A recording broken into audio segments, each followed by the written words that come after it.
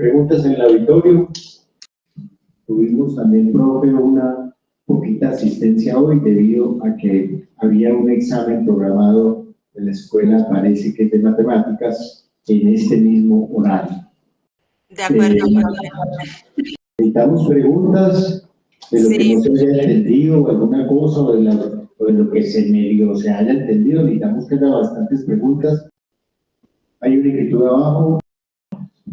Primera pregunta, profesora Diacono.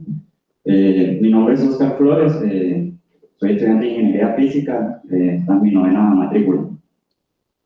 Usted habla de que la institucionalización y los protocolos como un sistema de copiamiento sobre la infracción de derechos lleva consigo la posibilidad de corrupción.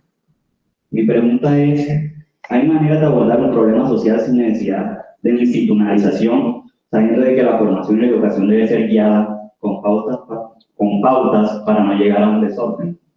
¿Se puede enfrentar este problema de violencia basada en género? Flores, el señor Flores me corrige. ¿Se puede enfrentar un problema con la violencia basada en género sin institucionalizar el discurso, las medidas, etcétera? ¿Se puede? Bueno, esa era la pregunta más o menos, señor Flores. De acuerdo, entendido. ¿Más inquietudes en el auditorio? No había sino esa inquietud, profesora. Vamos adelante a ver. Les tengo que confesar que desde que era chiquita las matemáticas han sido para mí muy adversas, ¿no? No me extraña que las matemáticas me hayan jugado esto hoy, ¿no? Porque desde pequeña, y creo que esto fue la razón por la cual opté por ciencias humanas de forma muy decidida, una de las razones, en un momento cuando había todo un culto a las matemáticas en mi país. Parecía que el que no era capaz de destacar en matemáticas no era nadie, ¿no? De alguna manera se equilibra bien la situación porque yo venía hasta un poco preocupada porque he recibido de la cátedra anterior del sábado, he recibido muchas preguntas por correo. Entonces, quería contestar también las preguntas recibidas. Entonces, si aquí no hay tantas, pues bueno, pues con su permiso, vamos a contestar, si les parece buena idea, las preguntas de sus compañeros del otro grupo. Profesora Diana, ¿me escucha? Sí. Bueno, excelente idea me parece a mí, pero preguemos deben ser más de 200 preguntas, la profesora Sara ha recibido como 500, pues la idea es que inclusive hubo estudiantes tan preocupados que le hicieron varias preguntas, le escribieron unos correos y le hicieron diferentes preguntas. Le rogaría, profesora, que contestáramos solo, que escogiera algunas para contestar unas 5 o 6, no las 200 que le llegaron, ¿ok? Sí, no, tampoco llegaron tantas. Y bueno, siendo la última sesión, mi última oportunidad de conversar en directo con ustedes, pues creo que también es bueno pensar en todas las preguntas que me hicieron desde la primera sesión en presencial, la segunda y esta, y un poco tratar de reflexionar sobre las inquietudes más recurrentes que he notado. Bueno, vamos a empezar con la pregunta del estudiante cuyo nombre no pude entender, de si se puede abordar un problema social sin institucionalización para no llegar al desorden. Pues bueno, mi crítica no es tanto a que se traten de tomar medidas en contra de los problemas de forma institucional. Mi crítica en este caso puntual del protocolo es que se institucionalizó un discurso que no es digno de ser institucionalizado, ¿no? Por todas las razones que yo explico en la conferencia, pero el profe me acaba de decir que no se escuchó muy bien, desafortunadamente.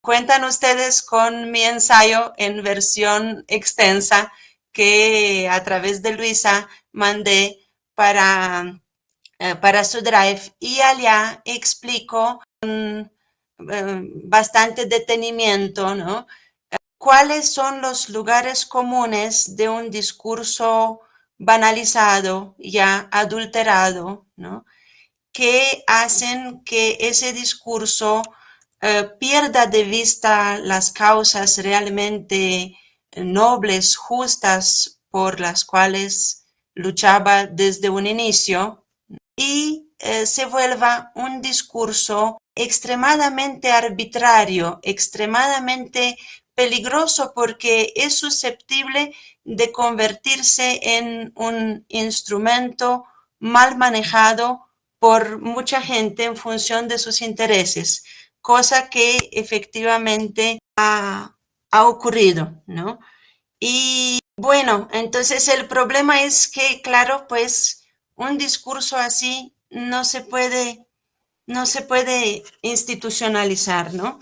Y ya que pues contamos con un poco más de tiempo, digamos, para esa única pregunta, yo creo que podría pues retomar de una forma un poco menos general, un poco más aterrizada, más concreta, mi distancia clara con la institucionalización de ese discurso, ¿no?, con no tanto la letra chiquita del protocolo. Yo creo que esa tarea yo se la voy a dejar a ustedes, ¿no?, que relacionen la crítica que voy a hacer yo acá, que es una crítica un poco más de fondo, de visión, de cómo plantea el problema, ¿sí?, el protocolo. Y pues bueno, ustedes después pueden aterrizar eso sobre los párrafos concretos y las expresiones concretas. El caso es que considero que el vicio no es solamente de imprecisiones que se pueden arreglar, digamos, matizando la expresión, haciéndolo más precisa, sometiendo el texto a correcciones de estilo para que toda la expresión gane propiedad y precisión. No, me parece que definitivamente la visión que el protocolo da del problema de las violencias con base en género en particular y de los problemas más generales de violencia, injusticia y corrupción en la universidad están prácticamente aquejadas por esta visión del lugar común, ¿no? Y voy a tratar de poner unos ejemplos más concretos para no aburrirlos aquí. Un problema, ¿no?, que salta mucho a la vista. A mi modo de ver, la idealización de la víctima. Una visión polarizada, maniquea, que parece proceder del campo de la política, a través de la cual la víctima se presenta como idealizada y el victimario satanizado. Y eso que le tenemos que poner comillas tanto a la víctima como al victimario, porque en realidad el protocolo, en virtud de este discurso, confunde al denunciante y al denunciado con la víctima y el victimario. Entonces, esta visión tan polarizada, yo creo que deshumaniza y propaga más bien el odio y la violencia en vez de frenarlos.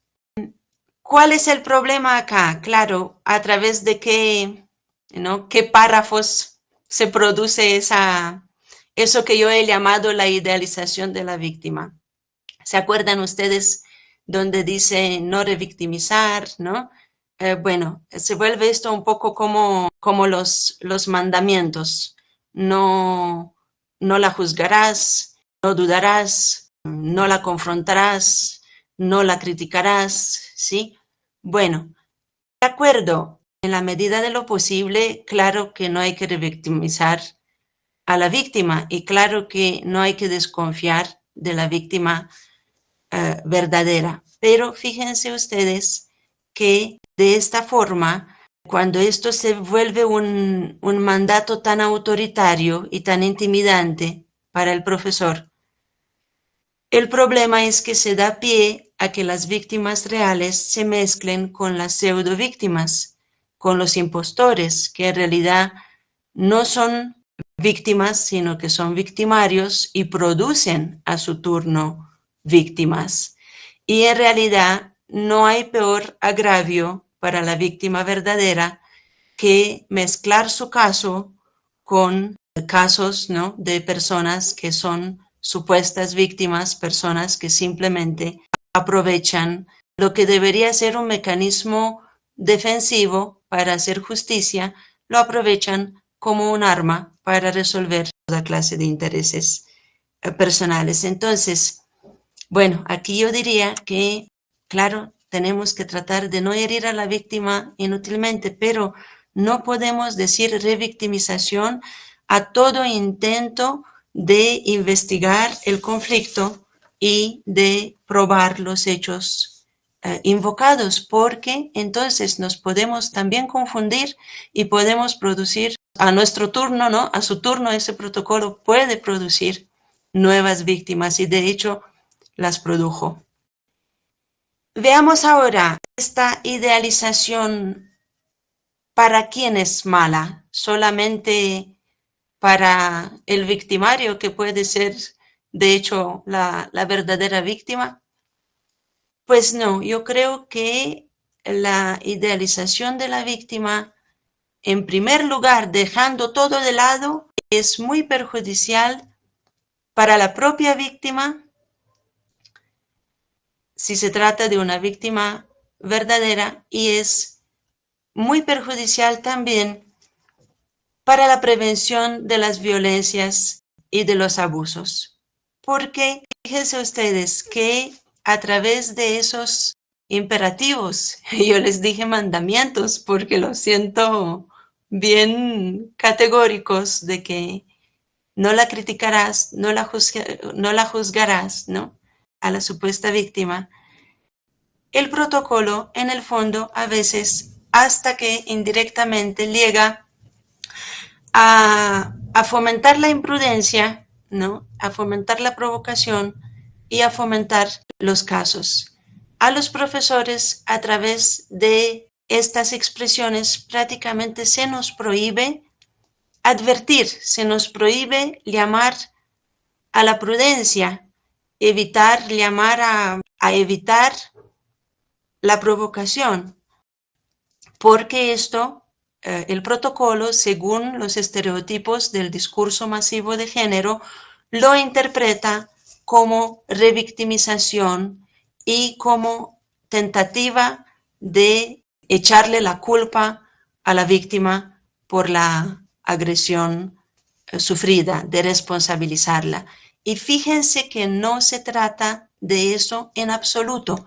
Se están perdiendo aquí completamente los matices, porque esto significa el discurso del lugar común. El discurso del lugar común pierde los matices, lo vuelve todo torpe, muy reductor. Es una cosa muy diferente que yo diga, que yo pueda decir, niña, sé prudente, no des papaya, ¿sí? A que yo diga, te pusiste una falda muy corta y por eso te violaron, luego es tu culpa. Eso es muy diferente, ¿sí? No se trata de esto en absoluto, sino de poder realmente prevenir, poder decirle a una persona extremadamente joven que de pronto está siendo imprudente y se está exponiendo, poder llamarle la atención sobre esto. Este tipo de prevención, el protocolo ya la excluye. Yo creo que antes me van a entender las madres y los padres, ¿no? Me darán razón que si yo digo, niña, no te metas con una falda muy corta y un escote muy provocador en medio de un grupo de chicos que tú ves que están medio borrachos y medio drogados un jueves en la tarde cuando ocurren los desórdenes en nuestra universidad, al menos, ¿sí? Si yo le digo esto a ella, no se lo digo porque la quiero criticar, ni porque le quiero echar la culpa por lo que eventualmente le puede pasar. Se lo digo de buena fe, así a ella no le convenga. Pero entonces el protocolo aquí y los profesionales de la denuncia, ¿qué es lo que dicen? Dicen exactamente lo que ella quiere oír. Dice, no, pues es tu derecho a hacer lo que te dé la gana, eres una mujer libre, casi que la invitan a seguir provocando, dar papaya, ¿no? Como si, bueno, pues yo estuve hace poco en su ciudad, bueno, ya más o menos la conocía, ya llevo aquí más de 20 años en Colombia, pero supongan ustedes que vengo yo extranjera a Medellín y no conozco en absoluto la ciudad y me voy directo para el centro y en pleno Parque Berrío saco un fajo de billetes y pues muy probablemente, creo yo, cualquiera de ustedes me dice, no, profe, no de papaya, sé prudente, esconda eso, eso no se puede hacer así, aquí, ¿no? Imagínense que yo contestaría, déjame en paz, soy libre de hacer lo que yo quiera, sacar la plata donde quiero y hacer lo que yo quiero. Pues claro que soy libre, ¿no? Soy libre de hacer, tengo el derecho, obviamente, ¿no? Pero es muy probable que pronto reciba una puñalada, ¿no? Entonces, ven ustedes cómo hemos institucionalizado un discurso que pretende estar totalmente de parte de la víctima, incluso halagándola e idealizándola, ¿no? Pero que no hace un análisis crítico de la situación y finalmente acaba más exponiendo a la víctima, ¿no? O a la persona que puede estar expuesta que protegiéndola.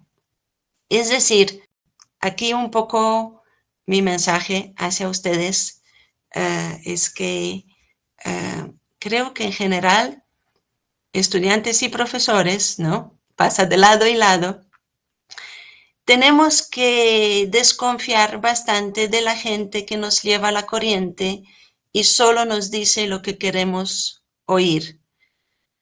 Es muy probable que estas personas que nos están diciendo justo lo que queremos oír, es posible que no sean tan bien intencionadas como nosotros quisiéramos creer a primera vista, ¿sí?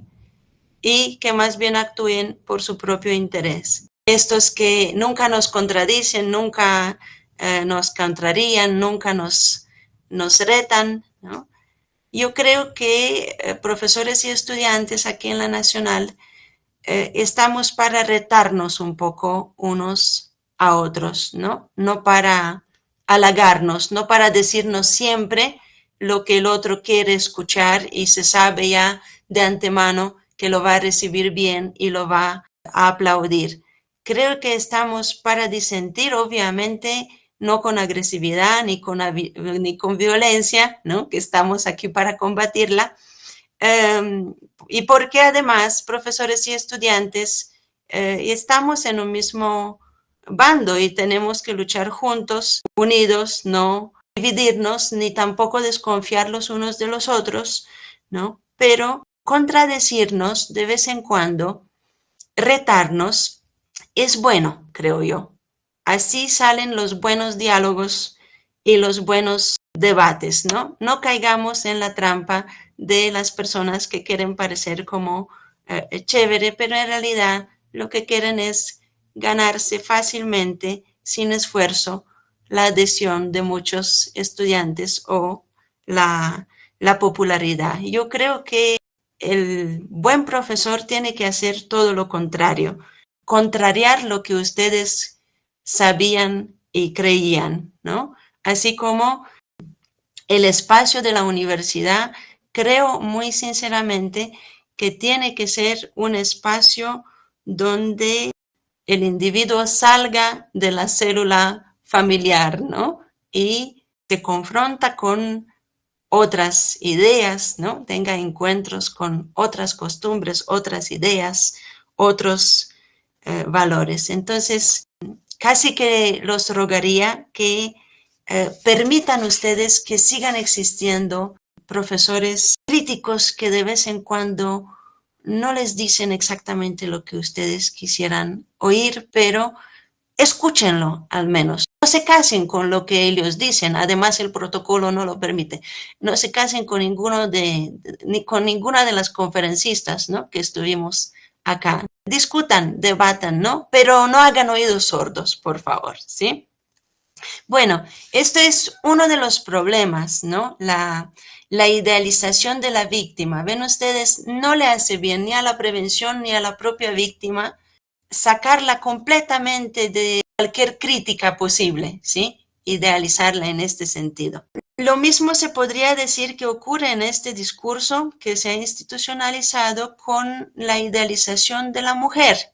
Pareciera que llegamos a la simplificación de que en un conflicto de género siempre la mujer tiene la razón, ¿no? Y cuando se trata de la relación de subalternidad, ¿no?, de ser subalterno, pues digamos entre un profesor y un estudiante, el lugar común también quiere que siempre el estudiante tenga la razón. Pues ustedes seguramente se darán cuenta muy fácilmente que esto pues no puede ser así. No es que la mujer siempre diga la verdad y el hombre siempre mienta, ni que el hombre para dejar de ser corrupto tiene que empezar a feminizarse, ¿no? Estas son ideas, ¿no?, que se vuelven esquemáticas y que, fíjense, podemos un poco seguir su radicalización, la manera como se vuelven cada vez más extremos en el discurso de género contemporáneo, donde se lleva al extremo la defensa de la particularidad y de la singularidad y de la excepción.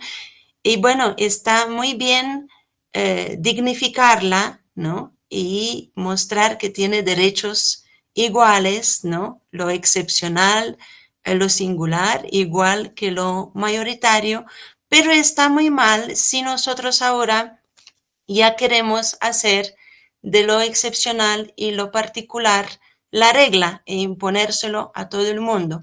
Eso ocurre un poquito cuando sentimos detrás de ciertos discursos muy de moda que la mujer, una mujer, por ejemplo, así como yo, que es blanca, de clase media, que ha tenido acceso a formarse, a la educación y que encima es heterosexual, pues ya casi ni siquiera es mujer, no es una verdadera mujer, ¿no?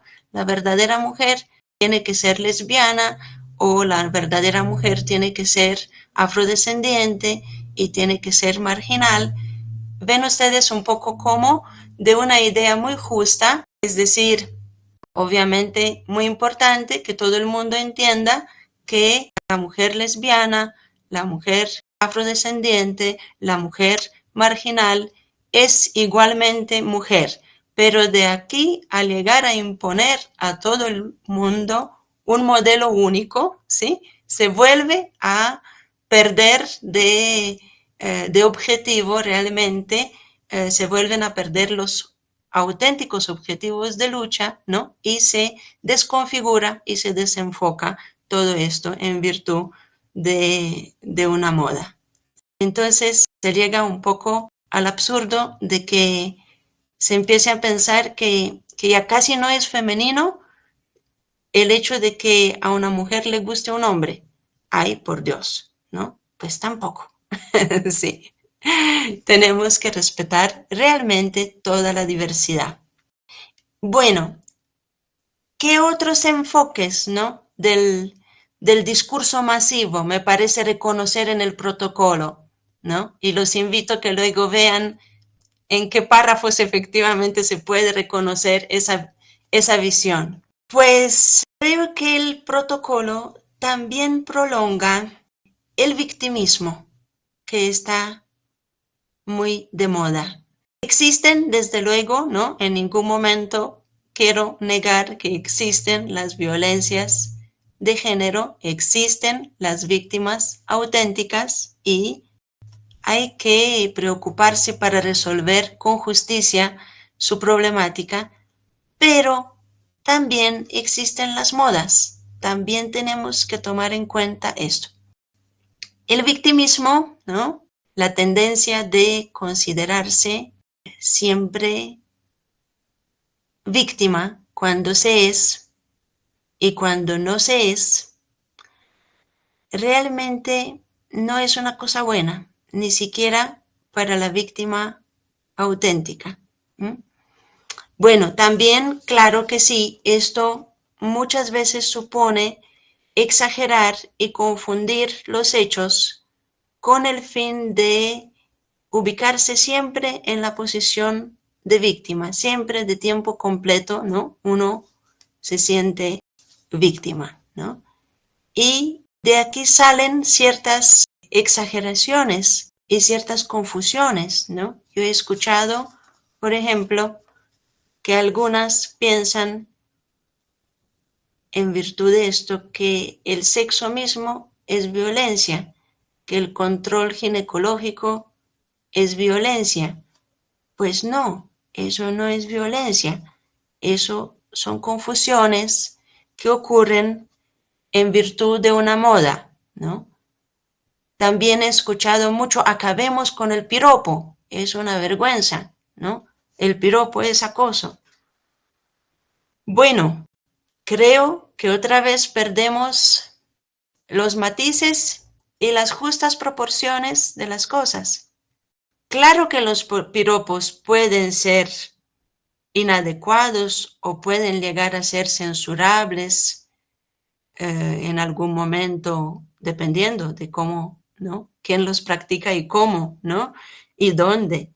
Pueden no ser oportunos, no ser en el contexto que es o definitivamente contener alusiones ofensivas o demasiado directas al sexo. Claro que sí, ¿no? Es decir, no es que yo diga que siempre el piropo es rescatable, ¿no? Y se le puede defender. Dios no quiera, si yo ahora me pusiera a admirar a alguno de ustedes que veo bien de lejos, ¿no?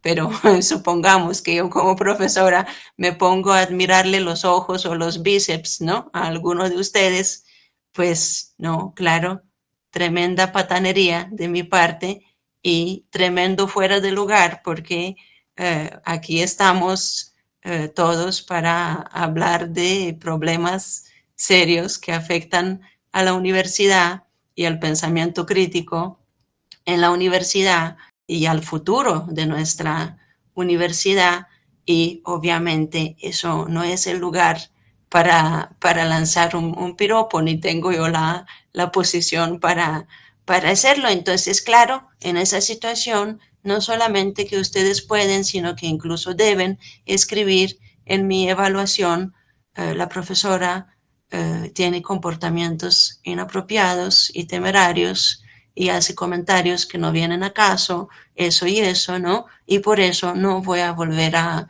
inscribir materia con ella, ¿sí? Pero yo creo que esto es una cosa y otra cosa es ahora proscribir totalmente la sexualidad y con ella también muchas veces, porque el piropo también es eso, el humor y lo lúdico en las relaciones entre personas que no son indiferentes sexualmente y esto por Dios no es ningún pecado, ¿sí? Es decir, no podríamos, creo yo, tampoco devolvernos a una edad, a unos tiempos anteriores al 68 mexicano o francés, ¿no? Y renunciar a todas las libertades sexuales conquistadas y sobre todo, a mí creo que esto me gustó muchísimo del 68 mexicano, ¿no? La defensa de los derechos del humor. Esto me parece muy importante, que el humor pueda seguir existiendo en el aula, ¿sí? El humor y cierta relajación, porque soy de los que piensan que solamente la persona estúpida y convencional se mantiene en una pose seria todo el tiempo. Entonces, yo creo que si bien a veces pueden llegar a ser censurables e inoportunos, muchas veces los piropos son folclore, ¿sí? Y son para reírse y no para ir a poner la denuncia y apelar a la justicia. Bueno, y así ustedes o algunas de ustedes seguramente piensen lo contrario que yo, ¿no? Allá en el aula. Y yo creo que de todos modos estarán ustedes al menos de acuerdo conmigo cuando digo que no se puede mezclar la víctima de un piropo con la víctima de una violación o con la víctima del conflicto armado. Y ese tipo de mezcolanzas sí las anima muchísimo el protocolo, ¿no? Las cultiva desafortunadamente, ¿sí? Y definitivamente no son buena idea porque incluso cuando se trata de una víctima auténtica y el sufrimiento es muy real, es muy importante y muy recomendable que uno no se quede en esa posición y en esa condición demasiado. Eso tiene que ser una condición transitoria, pasajera. Rápido se tiene que dar el paso y superar el trauma y volver a la normalidad. Y no lo digo yo eso porque no tendría ninguna autoridad para decirlo. Como saben, soy profesora de literatura, sino que lo dice un psiquiatra de París que murió hace unos meses, hace poco, Boris Cyrulnik. Se lo recomiendo mucho, les recomiendo mucho sus libros, que fue un hombre que no fue víctima de un piropo, sino fue víctima de un campo de concentración, del que pudo salir por maravilla con vida a los 6 años. Él era judío de Rusia, pero toda la familia de Boris Cyrulnik murió. Entonces, fíjense ustedes que Cyrulnik es una víctima de verdad, ¿sí? Pero aún así, o precisamente porque es una víctima que tuvo que enfrentar un trauma tremendo, Cyrulnik lo que aconseja es lo contrario del victimismo, la resiliencia. Tiene muchos libros sobre ese tema, que sería como la capacidad psíquica que todos tenemos, pero tenemos que saber activar, de resistir a la adversidad y, más que resistir, saber transformar, tener esta sabiduría, esta fuerza también interior de transformar un episodio negativo, el más negro de nuestra vida quizás, una experiencia dolorosa, desafortunada, traumática, en algo que no solo que no nos aniquile como persona, sino que al contrario nos haga crecer, nos haga madurar emocionalmente, ¿sí? Nos ayude, ¿no? a construirnos en vez de destruirnos. Bueno, es muy larga mi respuesta porque como no recibí otra pregunta, ¿no? Me pude demorar. No sé si, profe, podemos un poco continuar con este análisis. ¿Tiene interés o ya usted que ve las caras de sus estudiantes? Una última, quisiéramos hacerle una segunda, presentarle yo una segunda inquietud sobre un letrero después de una clase de tenis de las que brego a ir allá a brincar un rato a la ciudad, porque ya en estos años ya no es para estar allí compitiendo con Sampras ni con una de esos fuertes competidores que encuentro allí en los estudiantes de los primeros niveles. vi saliendo de la cancha de tenis un letrero ese letrero a mí personalmente me incomodó, pues yo lo sentí como, se lo proyecto, después lo he visto regado por toda la sede. Yo quisiera que usted me diera una opinión de esto, ¿por qué me sentí tan incómodo con el letrero? Sin una generalización para mí como tan absurda. Yo dije, ¿de qué está hablando esto? ¿A qué se refiere? Yo, sujeto, no puedo arrancarme el sujeto, no puedo arrancar la subjetividad de mí. ¿Cómo se gasta uno plata en este tipo de letrero? ¿Hasta dónde? ¿Cuál es el mensaje de eso? ¿Qué análisis podría usted, porque creo que se refiere, creo yo, adivino, supongo que esto se está refiriendo a lo que estamos hablando? ¿Qué piensa del asunto, doctora, si me dice entender? Bueno, pues así como se presenta el letrero, pues obviamente que no es nada válido, pues uno sabe a qué se refiere en este contexto de la violencia de género. Y claro que, pues, en el sentido más particular de que, pues, cuidado, ojo, no hagamos chistes que incomoden, que molesten, ¿no? Que puedan agredir y violentar a una persona. Si lo entendemos en ese sentido, vale y venga, pero poner este letrero de esta forma e institucionalizarlo me parece completamente absurdo. Según este letrero, deberíamos acabar con el humor en toda la literatura.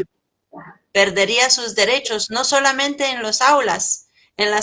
Yo defiendo muchísimo los derechos del humor en las aulas, pero creo que definitivamente todo el humor en la literatura, y de pronto la literatura sin el humor sería bien pobre, no sé qué quedaría de ella, se quedaría por fuera de lo legal si realmente esto fuera válido, porque el humor crítico, ¿no?, que es precisamente el que más se encuentra en las obras literarias, el humor crítico que hace pensar, que problematiza, este humor siempre es incómodo, incomoda. Su misión de ser es precisamente incomodar, ¿no?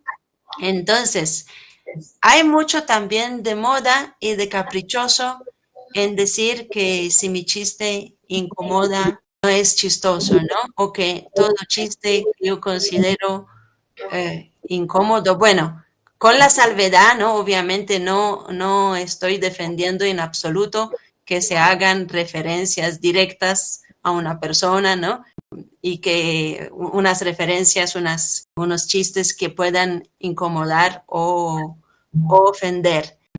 Pero decir que si a mí me incomoda, no tiene que existir, no tiene que ser legal, no pierde los derechos de existir, también vemos aquí un poco lo caprichoso que puede ser esta moda, ¿no? Y también vemos un poquito la cuestión del victimismo. No puede existir nada que no me agrade y del narcisismo incluso, ¿no? Nada que no me agrade y que no me caiga bien a mí. Todo lo que me incomoda a mí tiene que desaparecer, ¿no? Y esto tiene sus bemoles en el contexto en el cual a veces el discurso de género se usa por las profesionales de ese discurso de género simplemente para echarse de encima a la gente que las incomoda, ni siquiera con un chiste, sino con una crítica, ¿sí? Entonces, ¿a dónde llegamos? No podemos más ni bromear, ni criticar. Ha perdido la crítica todos sus derechos de existir en la universidad. Gravísimo. Vamos rumbo a la pérdida del espacio crítico de la Nacional, una universidad con tanta tradición crítica y cogemos el rumbo que lleva hacia la transformación en una universidad más de garaje, según la receta neoliberal. Entonces, no puedo estar de acuerdo con esto. Y también creo que me gustaría invitar a los estudiantes que realmente sopesen de manera muy ecuánime qué es una actitud realmente ofensiva, qué es realmente una agresión, qué es realmente un acoso, una violencia, y qué es simplemente un comportamiento quizás inadecuado, cierto, ¿no? Y en esto se puede tener la razón. Hay a veces comportamientos inadecuados, pero que no son fruto de una intención de acoso o de escarnio o de persecución o de violentar a la persona, son simplemente fruto a veces de la torpeza, a veces de la educación deficiente, de los profesores también, a veces pasa, tenemos que reconocerlo, ¿sí?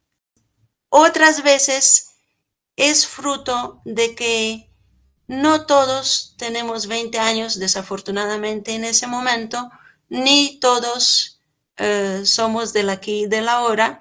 La gente tiene diferentes edades, diferentes costumbres, diferentes experiencias y culturas, y entonces se puede producir un comentario un poco fuera de lugar, no tan inspirado. También no siempre la musa, ¿no? Uno a veces quiere hacer un chiste y el chiste bueno no sale tan bueno, ¿sí? Pero eso no significa tampoco que nunca más deberá un profesor tratar de hacer un chiste en una clase, ¿no? Sino simplemente, bueno, tratar de corregir esto, ¿no? En lo posible. Pero yo creo que tampoco hay que sobre reaccionar e inflar ciertos comportamientos inadecuados, puede ser, o comentarios que no han sido tan inspirados, pero si analizamos críticamente, no han tenido la intención sistemática de hacer daño, ni han sido impertinentes en su intención. No confundir esto con el acoso y la violación, porque estas son cosas ya de total gravedad y completamente distinta índole, ¿no? Y claro que si ese discurso se radicaliza y si la vigilancia con un protocolo de este tipo se lleva al extremo, esto va a tener como consecuencia finalmente que el profesor casi que enmudezca, se limite a transmitir solamente de forma muy seca un contenido de información sin atreverse a hacer ningún comentario personal más, ni a ustedes, ni a nuestra vida diaria, ni a su propia experiencia. Y esto al final empobrecerá enormemente la enseñanza. No le hagan eso a sus profesores. Yo creo que somos muchos los que no nos merecemos, ¿no? Ese trato. Y también creo que no les interesa hacerlo porque entonces la clase pierde mucho de su interés, pierde mucho de su contenido porque ya no hay libertad de expresión, ya opera mucho la censura y la autocensura. Y en últimas, ustedes saben que muchos de ustedes serán ya profesores o pensarán, me imagino, que algún día van a ser profesores como nosotros, ¿sí? Bueno, pues entonces se darán cuenta que ciertas conversaciones aparentemente gratuitas que no vienen al caso, pues tienen la función de tomar el contacto con ustedes, de desaburrirlos un poco. Bueno, algún profesor lo hará con más gracia y más tino y otro de manera un poco más torpe, pero de todos modos esto pertenece también a la práctica, a la metodología, a la didáctica, ¿sí? Y no podemos quedarnos con un contenido a secas, despojado de toda humanidad, de toda experiencia personal, de toda crítica, de todo humor, de todo atrevimiento. Eso también pertenece a la universidad. Entonces, yo no estoy de acuerdo con eso, profe. Bueno, profe, entonces redondéenos 12 puntos y medio. ¿Qué más nos quiere contar? Que estos amigos están sumamente atentos a su diálogo cálido y precioso. Bueno, profe, ¿me das entonces muy poquito tiempo? Como para hacer una clase de cierre, ¿cierto? Sí, profesora. Bueno, yo casi como siempre me voy a pasar, no sé. Abusar de la auditoría. Sí. El profe sí que es víctima de mi incontinencia verbal, ¿no? De mi gusto por charlar, sí. Bueno, pues creo que también esto me deja a mí un poco descontenta y también allá veo el sesgo del protocolo. Creo que en general deberíamos recuperar un poco también todo lo positivo que ocurre entre dos personas que sienten deseos de acercarse como amigos o sienten mutua atracción o sienten deseo sexual. Porque me parece que con ese discurso y con ese protocolo, hemos invertido un poco la regla y la excepción o el accidente, ¿no? Así como si pensáramos que el carro, en vez de que sea una extraordinaria oportunidad para que viajemos con libertad y autonomía y lo pasemos bien, el carro es aquello con lo cual podemos estrellarnos en la carretera y perder la vida, ¿sí? Entonces, yo me puse a pensar muchas veces a qué horas se llegó a concebir en términos tan bélicos, tan poco amorosos, la relación de pareja desde esa visión. Los dos sexos mayoritarios parece ahora que no solamente que no son complementarios, sino que son directamente incompatibles, son enemigos declarados. El hombre es capitalista y la mujer socialista, vea pues, como dicen ustedes, ¿no? Entonces, yo creo que todas estas ideas en sí, un poco peregrinas, pero porque nos hemos acostumbrado tanto a escuchar eso, ya son pan de cada día, ¿no? Se deben en realidad a la fuerte politización que sufrió ese discurso feminista en el siglo XX, durante todo este ambiente bélico con el fascismo, con el comunismo totalitario, con la Guerra Fría, ¿no? Y esa tensión que se prolonga hasta hoy. Y muy probablemente en Colombia se le añade este binarismo extremadamente dañino entre una izquierda y una derecha irreconciliables que tanto afectó el tejido social aquí en Colombia. Y me temo que en esta tensión el discurso feminista pierde su carácter crítico y sus objetivos generosos iniciales y también su humanismo.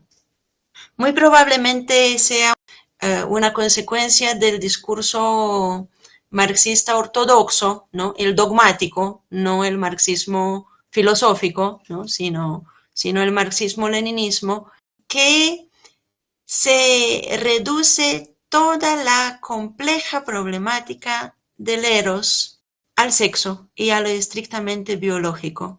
Y el eros, en este sentido más amplio y más profundo, creo que es algo a rescatar, es enorme, una fuerza enorme, ¿no? Una motivación secreta y un motor secreto de la vida y de la acción humana, que es una fuerza extremadamente positiva, pero se impuso un poco esta visión que yo me conozco desde que estaba en Rumania bajo un régimen totalitario de izquierda que ya acabó muy mal, acabó en dictadura. Entonces uno abría ya el diccionario para ver qué es el psicoanálisis, y el psicoanálisis se estaba definiendo como doctrina burguesa peligrosa, ¿no? Entonces, toda esa versión de ese discurso o el hecho incluso que ignora todo este reino que descubrió Freud, ¿sí? Y considera que el milenario Eros es un burgués y es un enemigo del pueblo. Creo que hay que revisarlo, ¿no? Porque definitivamente Eros no es el enemigo del pueblo. Y pues yo creo que todas esas secuelas y estas limitaciones también se encuentran en ciertas rigideces y cierto autoritarismo y en últimas en la esterilidad de este documento que es el protocolo, ¿no? Ya ven, es como un poco una crítica de su visión, de lo que hay detrás, ¿no? Que quise yo hacer de ese documento con la intención de que cambiemos no solamente de un documento, de un reglamento, sino que cambiemos de mirada, que cambiemos de visión, ¿no? Y bueno, para terminar, ya que, ay Dios, olvidé contestar y creo que ya no hay tiempo a las preguntas recibidas por correo. Ah, qué pesar. Y había muchas preguntas muy interesantes.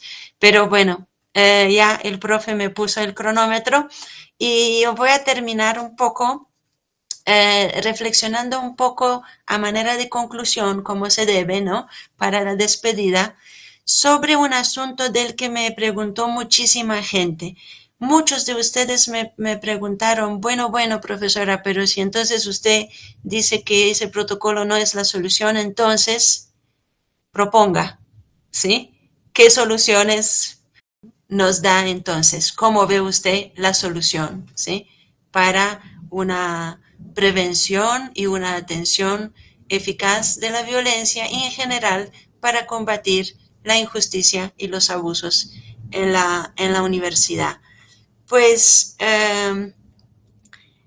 yo creo que el problema es extremadamente complejo, desde luego, esto es evidente, y creo que toda la comunidad tiene que poner su ladrillo a la construcción colectiva que va a hacer el cambio, ¿no? Desde ese punto de vista, ¿no?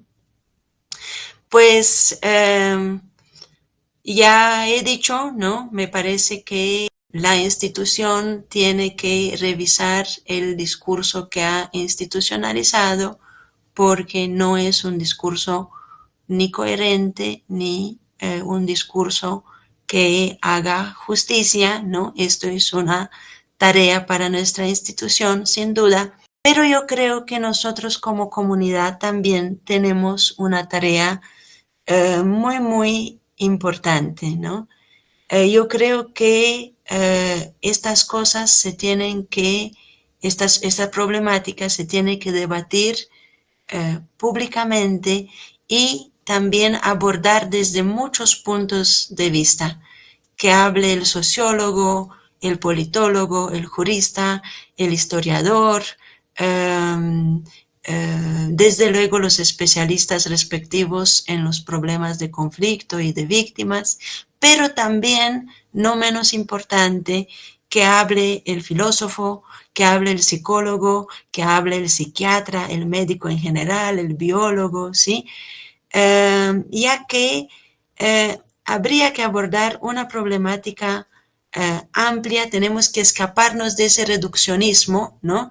Recuperar la amplitud de la mirada y reflexionar sobre temas como el pensamiento crítico y la universidad y el peligro del neoliberalismo, las relaciones humanas en la universidad, el género, la sexualidad, el mundo de los deseos, el mundo de la motivación, ¿no? Yo aquí les hablo, claro, desde la perspectiva de la profesora de literatura y de la crítica literaria, preocupada por la casi desaparición de la crítica auténtica en el espacio académico, donde tenía que estar más en casa que en ninguna parte.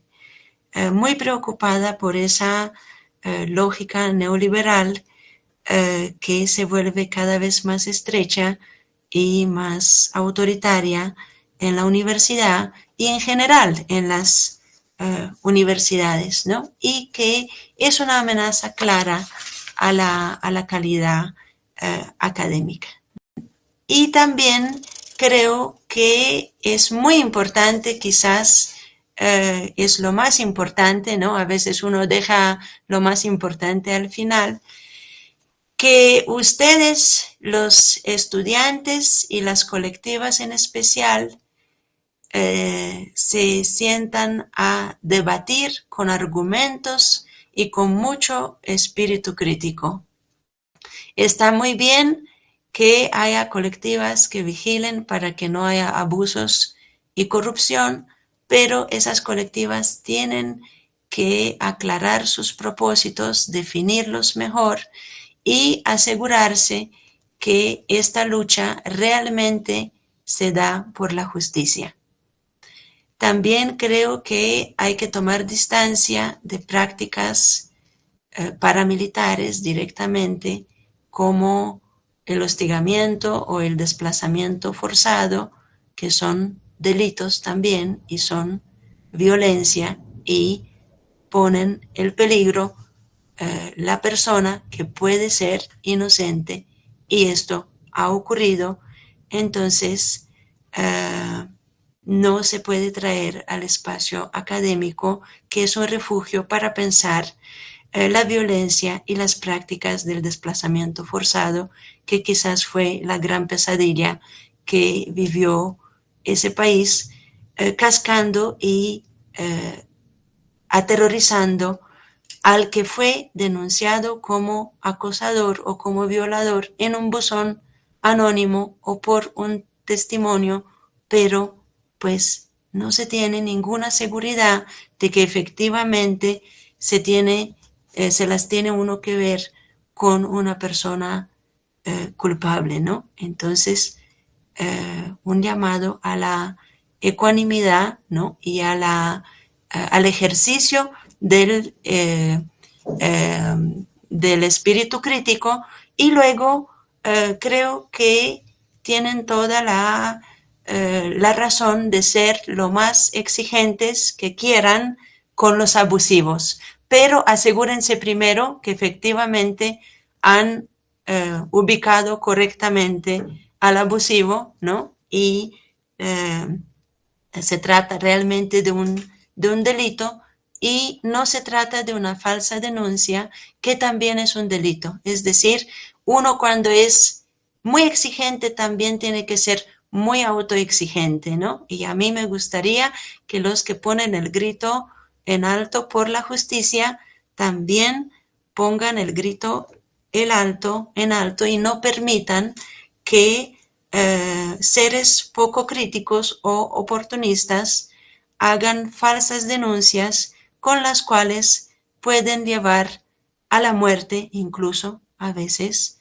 o dañar la vida definitivamente a seres que son inocentes. Entonces, hay una gran responsabilidad aquí, y está muy bien que seamos activos y luchadores y unidos, pero siempre y cuando nuestras acciones se deriven de un ejercicio a fondo del pensamiento crítico. Hay que ver que no en último lugar, uno de los ejemplos concretos, ¿no? de bueno, cómo solucionar eso, yo creo que es el trabajo un poco de pionerato que hizo su profesor, el profesor Miguel Ángel, organizando esa cátedra, ¿no? Y ofreciéndonos esa posibilidad para dialogar aquí, aunque bueno, el diálogo con tanta gente no puede ser tan perfecto como espero yo que se dará después entre ustedes. Bueno, solo puede ser una sesión de preguntas y respuestas, pero me adhiero totalmente al método por el cual yo veo que optó también su profesor y yo también lo uso, confieso muchas veces en clase, y es que me gusta sobre cuestiones de actualidad y polémicas poner en el escenario pros y contras y traer perspectivas, ¿no? Encontradas, muy diferentes, un poco con la finalidad precisamente de dejar a mis estudiantes, ¿no? Sin que yo los oriente demasiado, que tome partido demasiado delante de ellos, dejarlos que ellos piensen y decidan y comparen, ¿no?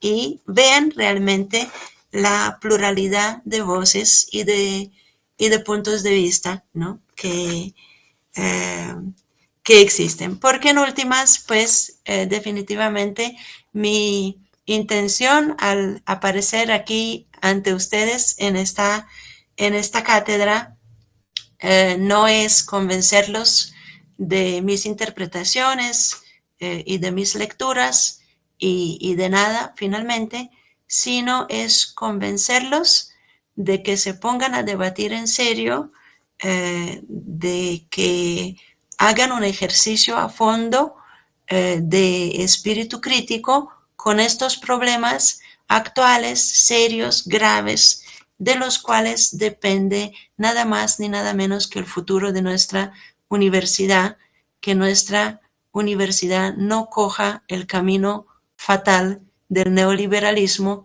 y acabe convertida en una institución acrítica, ¿no? Según la receta neoliberal, sino que definitivamente podamos con la cabeza en alto preservar esa tradición del pensamiento crítico que siempre ha tenido la Universidad Nacional en Colombia.